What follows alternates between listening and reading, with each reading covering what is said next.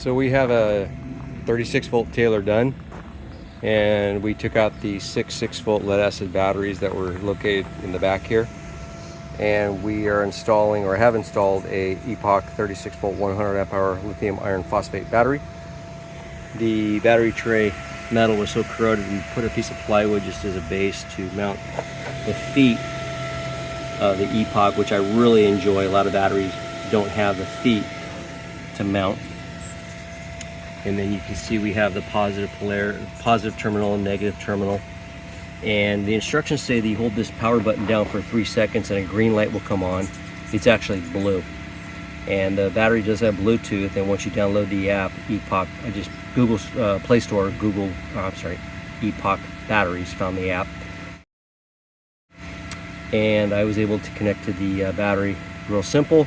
Please note that when the charger is connected, the data for the battery will not display. So I found that was interesting. Now the battery fuel gauge, very reminiscent of the Roy-Pal fuel gauge, goes into the port that says CAN, not the CHG CAN. Okay, so we found that out. I don't know if the instructions even tell you where to plug that in.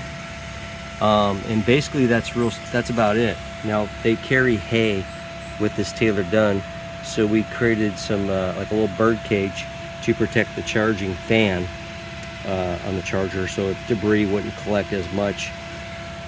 The charger is an onboard charger, and obviously it connects directly to the batteries. The AC supply we ran to the exterior, and I'll show you.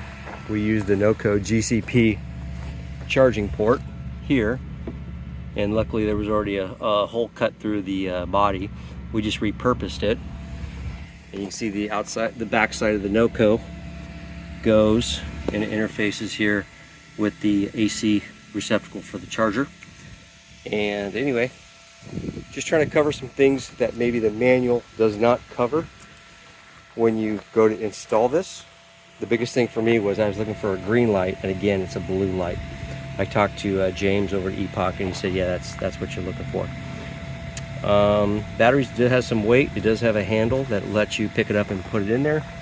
Again, the best part about this battery I really enjoy were the traditional style M8 threaded terminals, negative and positive, and these feet that allow us to grab onto the base instead of having to take in a ratchet strap or some zip ties or whatever you can do. This is much easier to it. And again, there's the bird cage we built around the charger, allowing it to vent to get air and hopefully keep some of the debris off of it. Hope that helps you.